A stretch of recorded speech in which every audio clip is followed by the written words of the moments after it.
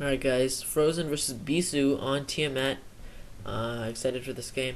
These are both the losers of the first games, and whoever wins this game will be able to play against Jaedong for a chance to get into the round of 16. Hwasin played a very nice game against Jaedong on this map. Jaedong made quite a lot of big blunders, and Jaedong, you can see he's really wanting to win this. It'll be very disappointing if Bisu does not get into the round of 16 MSL. But then again, he's gonna have to go against Jaedong if he wins, and I don't know if he's gonna be able to beat Jaedong. A lot of factors are going to be affecting him. As I said, his team switch going to be affecting him, and now that he's 0-2 versus Jaedong, really it's just going to be he's not going to be confident going into a game with Jaedong if he does win, and it's all about the mindset. If you have lost against them a lot recently, you're not going to be very confident, and you're not going to play at your best. So, just little bit of things to think about. So FrOzean, pretty standard right now. Nothing weird going on. No proxies this time. FrOzean, I think he's gonna have to. I don't know. He's gonna have to play very well to beat Bisu. Bisu's got a solid PVT, and Bisu hasn't been playing his best lately. Sometimes he used to be a lot better, but recently he hasn't been playing his best. He's still playing very well, just not his best. So he's not at his prime anymore. But at any rate, I think FrOzean will still have to play very, very well above than he usually does to be able to beat Bisu. So, very standard so far. I think for this map, it's pretty balanced for this matchup.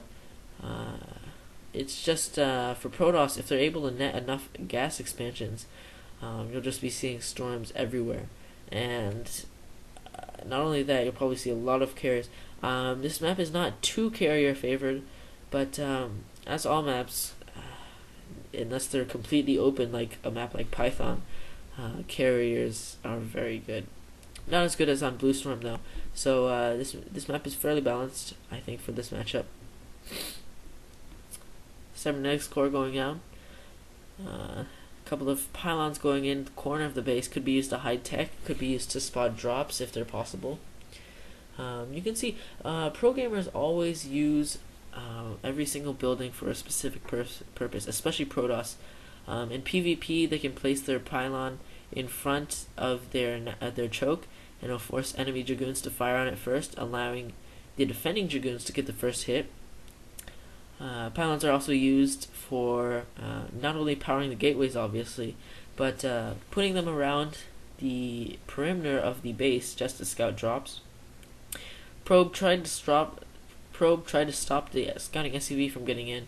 Unfortunately, it still was able to get in and see the spinning goon range. So Bisu right now doing 2-gate goon range, maybe only 1 gate, but if you saw, FrOzean did pull some SCVs from gas, so he's definitely doing a Midas FD. Fake double, very nice build, especially on this map. It'll be particularly strong just because it's going to be hard for the Protoss to take a third expansion. He's going to have to take it at the very bottom left of the map, and it'll be a little bit easier for FrOzean to attack just because it's a little bit further away. So FD is pretty strong on this map. Bisu sending his first Dragoon. He'll be able to do a little bit of pressure with that Dragoon. Especially the first 2 or 3 Dragoons that when they first get range upgraded, they're able to do quite a lot of pressure and try and prevent the FD from occurring. Scouting SCV does look like it's going to manage to get away.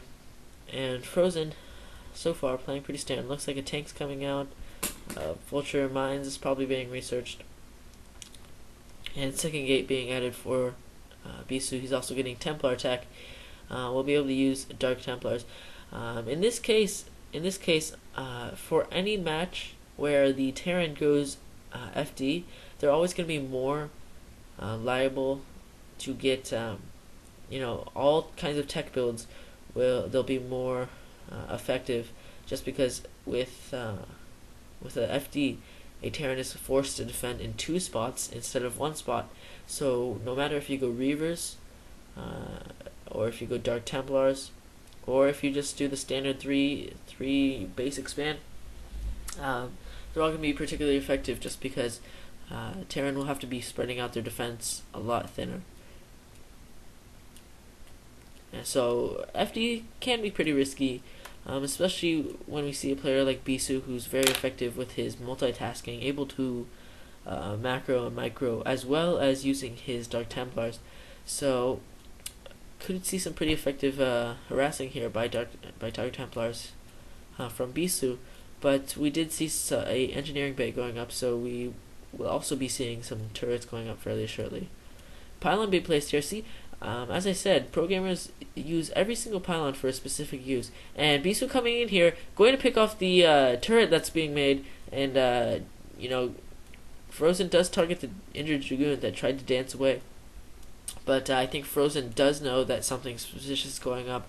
The Dark Templars are gonna be able to get there, and the missile turret was taken down. But I don't know if those Dark Templars are gonna be able to get there in time. You can see bottom left, Nexus is being created, and the Dark Templars are not able to get there in time before the missile turret is completed. Yeah. So as I was saying, Bisu put that pylon right in front of the side disruptors, just so he knows that when those side disruptors are dead, he'll know when to defend. So yeah, programmers always use every single pylon for a different use. Bisu really not in the greatest position right now. He's got 3 gateways, 2 expansion. He got a Stargate going up, so he's going to go carriers. But he's not in the greatest position. He was not able to do any damage with his tech. His Nexus was later than FrOzean's, so he would have been better off just doing a standard 3 basic span. Second gas being created, and on maps like Bluestorm you saw Protoss is going 2 base carriers, or on Katrina, stuff like that. But on this map he's going 3 bases, and FrOzean is getting his second factory. Should be adding 3 or 4, or 2 or 3 maybe later. 4 gateways going up, or 4 gateways for Bisu.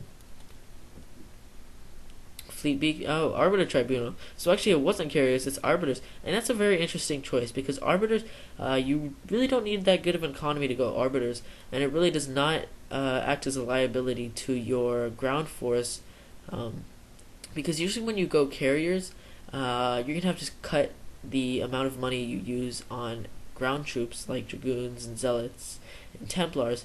So Arbiters is a very nice choice, and they are very versatile. They can be used in many situations. Not only does the cloak help, but stasis is extremely useless. Recall is just great alternative to using drops, especially because drops for Protoss are not, very feasible. So 4 factories going up for FrOzean.